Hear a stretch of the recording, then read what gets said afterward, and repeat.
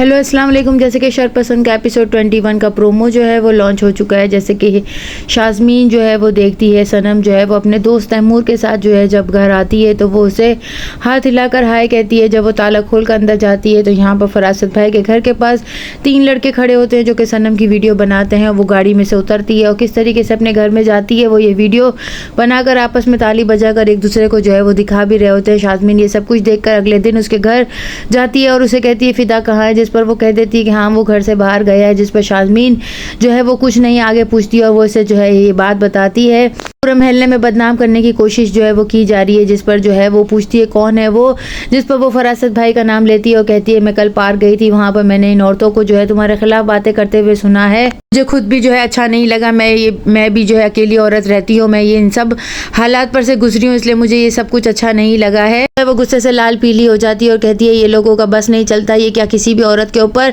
जो है वो तोहमत और इल्ज़ाम लगाएंगे, मैं इन्हें छोड़ूंगी नहीं। यहाँ पर अगले ही दिन वो फरासत भाई के घर जाती है और उसकी बीवी और बच्चों के सामने वो उसे कहती है आपने समझ कर क्या रखा है, आपने कभी जाना है कि आपकी वजह से किसी की भी ज़िंदगी बर्बाद हो सकती है। जिस पर वो पूछते हैं आखिर ऐसा हुआ क्या है जो तुम गुस्से से लाल पीली हो रही हो और मेरे ऊपर इतने इल्ज़ाम लगा रही हो, तुम्हारे पास कोई सबूत भी है ताकि मैं जाकर जो है उसका गला पकड़ूं और उससे पूछूं भाई कि तुमने मेरे नाम के हवाले से ऐसी बात की क्यों है। जिस पर सनम के पास कोई सबूत नहीं होता है। सनम कहती है अगली दफ़ा मैं आऊँगी तो सबूत के साथ आऊँगी। यहाँ पर रुबीना उसे धक्के देकर घर से बाहर निकालती है और कहती है आपने इसकी सुन कैसे ली, आप कैसे सुन लेते हैं, आपका इतना बड़ा दिल कैसे, मैं जो है इस औरत को छोड़ूंगी नहीं। यहाँ पर जब वो घर आती है उसी वक्त फ़िदा आता है और फ़िदा को वो कहती है तुम्हें बिल्कुल भी मेरी फिक्र नहीं है, तुम मुझे छोड़कर जो है चले गए, आखिर तुम मुझे और मेरी मोहब्बत को छोड़कर कैसे जा सकते हो। जिस पर वो उसे माफ़ी मांगता है और फिर वो कहती है कि तुम्हें पता है मेरे साथ क्या हुआ, यहाँ पर मोहल्ले वाले मेरे लिए बातें कर रहे हैं। जिस पर फ़िदा कहता है कि आखिर जुर्रत कैसे हुई इनकी, मैं भी जिंदा हूँ। जिस पर वो कहती है तुम तो अब आए हो ना, इससे पहले तो मैं अकेली थी ना, तुम मुझे छोड़कर चले गए थे। यहाँ वो फरासत जो है वो हफ्सा के साथ भी बदला लेने का कोई मौका हाथ से जाने नहीं देता।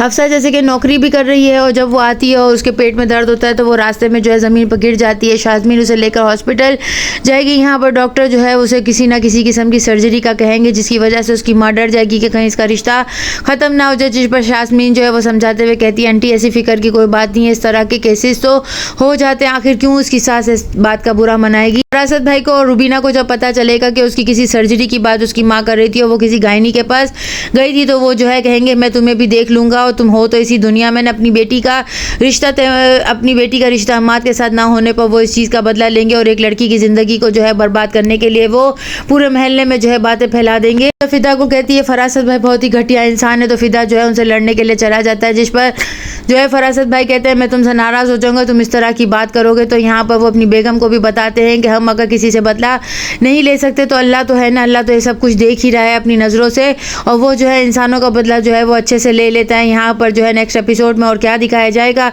चैनल के साथ बने रहें, लाइक करें, शेयर करें और सब्सक्राइब करें।